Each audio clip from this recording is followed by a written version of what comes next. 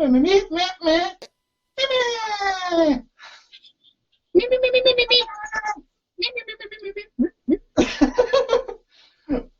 on. We can take this off now. Sorry? Not any of the viewers can. Not all the viewers can read the subtitles of the meep.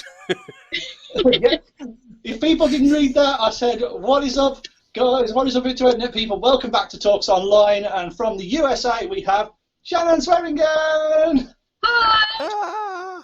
There. People have kept up with my Facebook. They will know Shannon as the inspiration for making my Meeping Angel, because Shannon, as you could see, has her own. She kindly allowed me to build one, and we've been chatting online ever since. So thanks to the Meepers, we've now become friends. Yay! Brilliant. Yes, and welcome to Talks Online. Yeah. Welcome. Thank you. Yeah, you are the first person from across the pond we've had. So how's it feel? How's it feel to be the first American on Talks Online? It feels great and a little scary. Don't be, it's fine. Because I know that lots of European places and England doesn't necessarily look favorably on the United States. I can't blame them sometimes. So. That's anybody's personal opinion, but on Talks on Tour, stuff like that, we don't really talk about. We're just here to have fun. Yeah, we just throw it out the window. Yeah, that's what cosplay is all about anyway, so sorry. So what does your t-shirt say? As you can see, Shandy's wearing her Don't Meep t-shirt. That is a fabulous t-shirt. Where did you get that from? My friend gave it to me. She found it somewhere online and ordered it, and so. That's brilliant. It's a bit of a story how me and you got to talking. Because I saw your Meeping Angel on like various sharing sites, like somebody's done this and they shared it and they shared it and shared it and shared it. So I had to backtrack all the way back to the original con that you went to, which I believe was Dragon Con. Right. That you wore it to. I joined the Dragon Con Facebook group. I had to answer all the questions to get into the group. And I said, right, who is this? And they pointed me in your direction, and I asked you, and you said, yes, this is my costume. And I was like, can I copy you, please? There's no copying, though, and you did not have to ask me, but I was very flattered that you did. You could have just made one, and it would have been perfectly acceptable. It's a bit of an unwritten rule in cosplay circles, especially here in the UK, that if somebody's come up with an original design, that you either ask permission or you get permission in some way to either copy or to use the design and then make it your own. It's one of those things that we...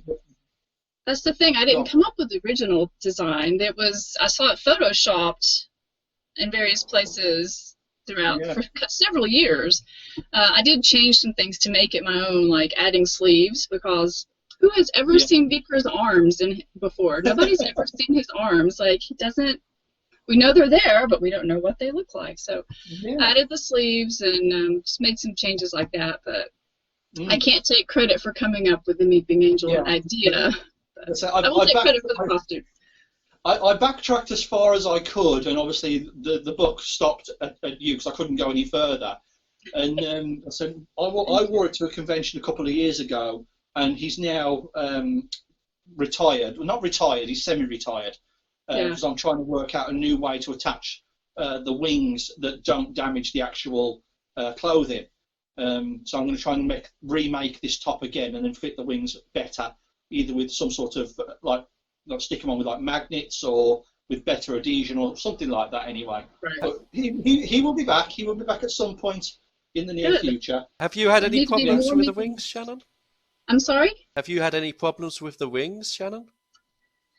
So, just hitting people with them because I can't see them. And so I will turn around and hit somebody and be like, sorry. So I have neighbors to help me. But as far as wearing them, no. When we designed our wings, I got an old camelback, and we took the back out and put a piece of wood in the pocket in the back. And so my wings attach by bolts. They screw into the back, so it's very sturdy. Yeah. And I actually, when I made the costume, originally it was going to be two Meeping Angels. And so I made it completely adjustable to height and size, width and height. So the wings are, because they're on the camelback, I can adjust them to fit a larger person or a slightly smaller person. And the back of the top, it's two pieces. The back of the top is open, so it just sort of ties closed and tucks under the wings. Yeah. And then the skirt doesn't even have a button. I just safety pin it, and it wraps around completely. So it's all like one long piece, and I wrap it so it can adjust to whatever size. I can pull it up and make it shorter if I need to, or whatever. So I made it so other people could wear it, but nobody ever has. Not yet, anyway. Yeah, I mean, I took mine round its first ever convention. Obviously, because it's the first convention, you always find little bits that go wrong. And I found that the wings just weren't staying on because I'd Velcroed them on. Yeah. But I hadn't secured the Velcro to the top properly. And luckily for me, there was a lovely bloke who goes around conventions literally armed with a costume repair kit. Yeah. He's got like a bandolier of threads. He's got hot glue guns. He's got contact adhesives. He's got foam. He's got fabrics. He's got all sorts of stuff on him. And he will literally walk around with a big sign saying "Cosplay Repair, I can fix you." And people find him and they get the costume fixed right before the convention or right during the convention, there and then. And that's a really good thing for him to do. Yeah. That's awesome. So he was able to help you. See, I went to Dragon Con. That's my main convention, Dragon Con. That's pretty much, I go to that one, and then the one that's like my little local con that's got like 5,000 people in it. So for years, I went there for years before I even ever cosplayed, and I would see people who had Velcroed pieces of armor just falling off. So I knew I didn't want that. I was like, Velcro is great to a degree, but for me, I have to have it stitched on. I don't trust that glue stuff. I don't have much success with glues. They tend to fall apart on me. So I like mechanical securing things. So my wings they have big fat wire all through them, and they're welded to a piece of metal that has the bolt holes drilled in it so that when it's on, it's pretty secure. So they don't really move. I mean, before we started recording, you showed me Dr. Honeydew, which is right behind you. Yes. Yeah. When you went to Dragon Con, who was your Dr. Honeydew? So it's my friend. His name is Will Luther. He's not really big on Facebook. He is. I work with him actually at my normal job, but I've known him since we were kids. We kind of grew up together, although I'm a few years older than him. He is a mechanic person, mechanically inclined. So, and he's listened to me talk about Dragon Con, so he started coming to Dragon Con. And then he was like, "This is really fun. I'd like to cosplay." So the first thing he did probably was Dr. Honeydew. I was like, "Let's do the Meeping Angel." It was one December, and I was like, "It's hilarious. It always makes me laugh. I've never worn wings at Dragon Con. Let's do it." And he was like, "Okay." So he had a lot of fun just listening to me bounce ideas off of him, and he would throw the ideas back, so we worked out how to do it. And he actually, I don't know if you can see the Captain America shield behind me. Yeah. He actually painted that, and I have another one too that we actually cut out and made out of a sled. And because he's mechanically inclined, I'm happy to let him do stuff like that. He wanted to paint that. I like to paint also. I painted the Meeping Angel and all that stuff, but I let him. When you're collaborating with someone, sometimes you have to step back and let them do some of the fun stuff too. So I let him paint the shield. I was like, "Okay, fine, you can paint the shield.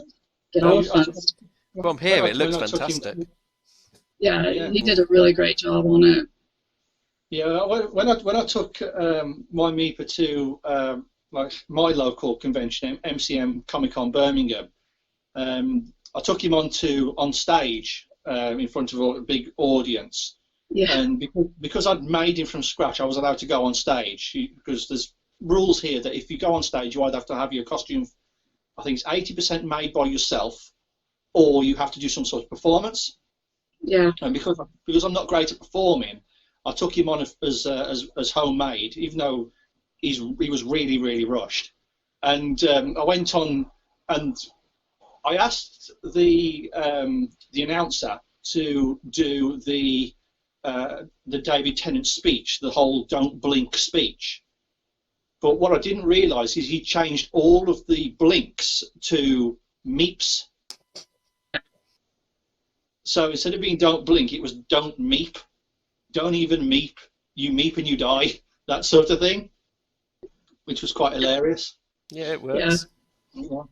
And I went on and I had like a rock version of the Doctor Who theme song going, and the crowd were just like going nuts. It's on my Instagram somewhere from about 2 years ago. I'll have to.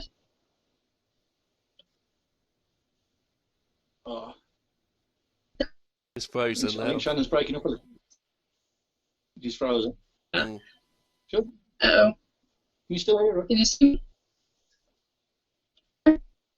We can hear you still, just. Kind of. Nope. Yeah. Am I back? You vocally, yes, you can hear you. Yeah, there we go. You got. We got you. No. Yeah, I was saying we did something similar like that. Oh, go ahead. Yeah, so I thought it might have been my end because I've recently had a new router put in for my internet. So there we go. Right, so Shannon, obviously we talk about cosplays and stuff like that. So we'll carry on best we can. And what other cosplays have you done in the past? Who else have you done? The first cosplay was from Alchemist. Yeah. Is that Full Metal Alchemist? Yeah. And then and Sisters from the I don't know if you've ever seen that with Bette Midler and Kathy Najimini and Sarah Jessica Parker. It's a big Halloween thing here. I did all three of those with my friend. No, we're just having some Cosplay to wear too. Nice. I've done Captain America or Captain Marvel. And I actually cosplayed with my mother as Intelligence. So she did amazing. So. It's nice to get your family involved in cosplay. I mean, my little sister wants to go to do something to do with Comic-Con and cosplay at some point, but she's afraid to like release her inner geek, if you know what I mean. I do know that. It took me a while to cosplay. I'd go to Dragon. The first cosplay I ever did was The Lord of the Rings, and it was just a basic generic elf. And no doofy ears, real. Like they couldn't look like ridiculous elf ears. Right, guys, we've just had to do a quick cut. Obviously, we've had a little bit of technical difficulties because it's the first time we're doing something with somebody hundreds of thousands of miles away. So obviously we were bound to come into some sort of hiccups. But as Shannon was saying, she's been doing other cosplays from Marvel. You said you did Captain America, you did Captain Marvel as well. Right. Do you have a particular favourite of yours? Oh, my favorite's always going to be the Weeping Angel. Always. Yeah. Just because. Go on. I was just going to say, just because of the joy it brings when people see it, they like scream and run at you. Oh my gosh, it's the Weeping Angel! And the whole experience of it sort of going viral online, which really shocked me. I did not expect that. I posted the pictures to the DragonCon Facebook page and thought they would stay on the DragonCon Facebook page, and they did not. That was shocking. It went a bit wild. Yes, it did. Wild. It was very weird, very odd experience, but it was a great experience, so it's always going to be my favorite. Yeah. Now, obviously, with the world being as it is right now, have you got any plans for like a future costume or a future convention that you want to go to? Are you still going to conventions when you get the chance? Well, right now, DragonCon is still planning to be open. I have a legacy hotel room at DragonCon, so I'm not sure what the Hilton has decided. And I guess if DragonCon makes the announcement to cancel, I'll make a decision then. And if they make a decision to not cancel, I'll talk to my friends and decide if that's something we want to risk this year. But I definitely will go to other conventions as soon as I can safely go to other conventions. I will definitely go. So. Yeah. I mean, a lot of people are disappointed that their conventions are getting cancelled, but at the end of the day, it is the right thing to do. Yeah, safety first. Yeah. So we don't know what the situation is going to be in 6 months. So we just have to live with it, see how we can get on, and eventually, maybe next year, we can start going again. Yeah. But yeah, so moving on a little bit, you did the whole Meeping Angel. Does that actually mean that you're a bit of a Doctor Who fan? I am a Doctor Who fan. Tom Baker was my first Doctor. Nice. So that was back in the day. That was. Yeah, it was. I'm quite ancient as far as cosplay goes. Yeah, because you get your Doctor Who. I think you have a challenge like BBC America or something along those lines. Right. Yes. Yeah, you have that you get your stuff from us from, and obviously a Right. few other little channels and things like that. So, who's your favourite Doctor? Yeah, there you go. I'll do that. My favorite Doctor is my first. You never forget your first Doctor. So Tom Baker is always going to be like my heart because he introduced me. But I love Tennant. It took me a while to get used to Matt Smith. But then I got his sort of craziness. I was like, okay, so he was fine. And then it took me longer to get used to Peter Capaldi. Yeah. I liked him. I liked him better without Clara. No offense to Clara, but his companion did not fit him as the Doctor. And then I'm pleased with Jodie Whittaker. It's every Doctor. I think you just have to take a moment and accept the changes and what they bring to it. There's only one Doctor that turned me completely off, and that was Colin Baker. Not my boy. Yeah, I'm sorry. I'm glad people like him, but he just did not do it for me at all. So. I try to meet him at every Comic Con I go to because he's so himself. Him and the character that he portrayed on TV as Doctor Who, they're the same character. You could just stand by him the whole day and it'd piss so many people off because he's so funny and British. It's just, yeah, it's a required taste. I may have been, at the time I was watching Doctor Who on public television access, so we didn't actually get like the new episodes and not necessarily even in order. It was just like whatever public TV could put out there. So I don't know that I got enough episodes to really learn to like him, so I will say that also. So, but any Doctor is a good Doctor, right? Yeah, I think you have to give like new Doctors at least a few episodes for them to bed into their role. Obviously, I'm not as big a Doctor Who fan as probably you or Michael are. I mean, I've seen a few episodes. I've watched some back when I was a kid in the 80s. I used to watch a little bit then. But with me, the whole Doctor Who thing, it's not quite my cup of tea. I mean, I do like certain aspects of it, and there are some aspects I don't. But I'm not a sit down must watch the latest episode type of fan. But I have met a few people. I've met a few of the Doctors at conventions here. I've met Tom Baker. I've met Colin Baker. I've met Sylvester McCoy. And Michael, you know when I said about that character who goes by an army rank? Yeah, I know. You meant. Yeah, I found out who that was. The Major. It was the rank of Brigadier. Brigadier. That's the one. You say the Brigadier? Yeah. That a few episodes ago, I was trying to think of what the rank was of a character, and it was. And I couldn't think of it through the entire episode of the. We all just spaced out, like. Yeah, spaced out. I had a complete brain fart, and it just didn't work. But I found it out as Brigadier. So there you go. That was the answer to that one. Yeah. I have a question. And Sarah Jane as the companion. Yeah. Oh, Sarah Jane's the best. You can't beat her. She is the classic portrayal of the companion. She made it her own. She's one of my all-time favorites, and then Donna, I think, is probably my other all-time favorite companion. Yeah. Just having a grown-up companion was nice, and not a love interest. Ugh. The Doctor should never. He loves his companions, but not romantically. So that whole Rose romance with David Tennant was like, I didn't like that at all. It's more like I love you as like a sibling or a family member, that type of. Exactly. Rather than a romantic relationship. Yeah, I mean, you got to remember there's a huge age gap between the Doctor and Earthlings. I would think so. Yeah, the Doctor keep going after these young girls. Weird, really, isn't it? I don't. Yeah, I'm not into that. I never wanted the Doctor to fall in love with his companion ever. So no, I don't think that would be a good way to go, because I think the Doctor, being who he is, being a Time Lord and everything, he's got a lot to look after with the whole time time stream, getting everything right. Are you all if you caught started up, having Steve? companion, you have another thing to worry about. Have you seen any of the last few episodes of the last series? with Jodie Whittaker, Yeah. yeah, I saw the last season. How do you think that played out?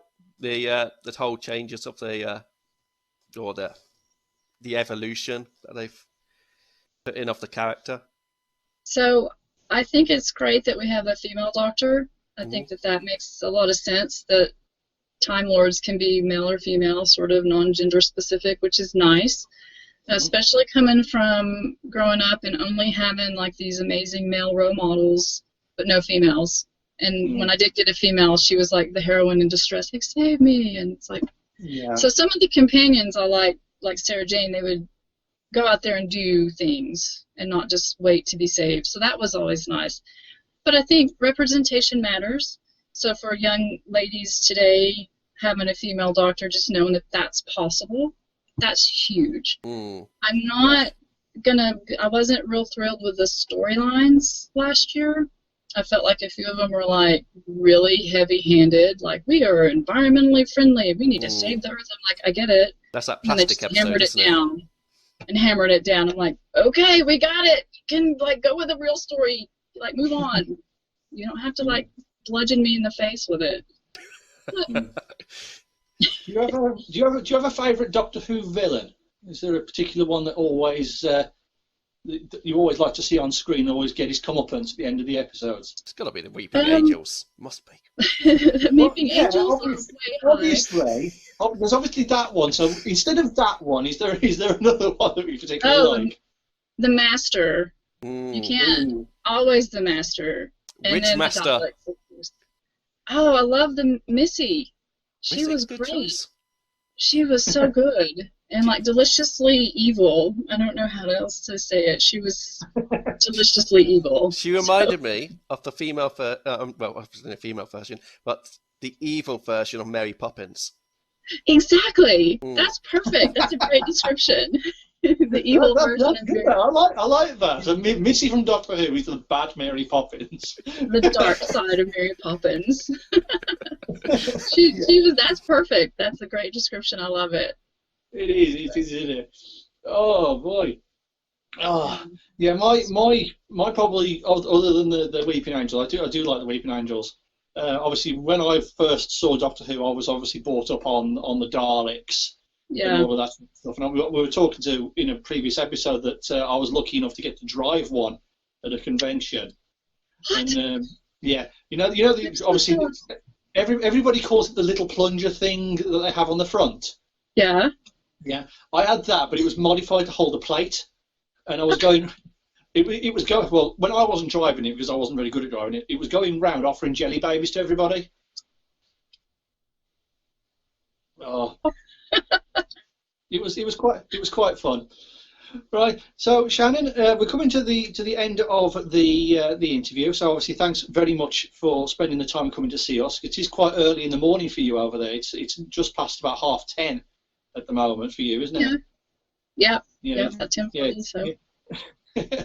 It's strange talking to somebody with a 5 to 6 hour time difference, because it's like it's morning for you, but it's afternoon for us, and it's like evening for somebody. Yeah. Doctor Who, timey-wimey sort of stuff. Yeah, all the wibbly-wobbly timey-wimey stuff. Yeah. So like I said, thanks for joining us. Obviously, Michael has always got his end of interview question. So what would you give that, Michael? Go on. Yes. Because we have one or two viewers that do actually watch this show, I've seen them online. I have counted them. Yeah. Have you got any questions you'd like to ask them? Oh, I guess my main question would be like, when are you tired of seeing somebody in a costume? Like, how long can I wear the Weeping Angel before it's old and worn out and nobody wants to see it anymore? That is a great That's question. Good, then. Yeah. It is. Hopefully never. You'll never get tired of it. You'll have to wear that till you're a lot older now. Right. Yeah. So we thank you very, very much for your time. Obviously, we do hope that everybody can start getting out and about and seeing friends and family now that that certain countries and certain places are starting to ease their lockdown restrictions. But obviously, we do hope we can get to a convention really soon. Obviously, if I do ever come over to the States, then I might make a slight detour down to Tennessee. You never know. Definitely have to head out to Dragon Con. Yeah. Dragon Con, yeah. So, guys, thank you guys for watching the video. Obviously, we do apologise for some of the technical difficulties we've been having during the episode, but hopefully we'll be able to get those ironed out. So, thanks for watching. Like the video, subscribe to the channel. Obviously, pop over and say hello to Shannon in the Dragon Con if you do go to Dragon Con. If any American people do actually watch this, which I hope we do. So, guys, we will see you soon, and anybody at the convention, we will see you real soon. Toodles! Meep, meep, meep, meep, meep!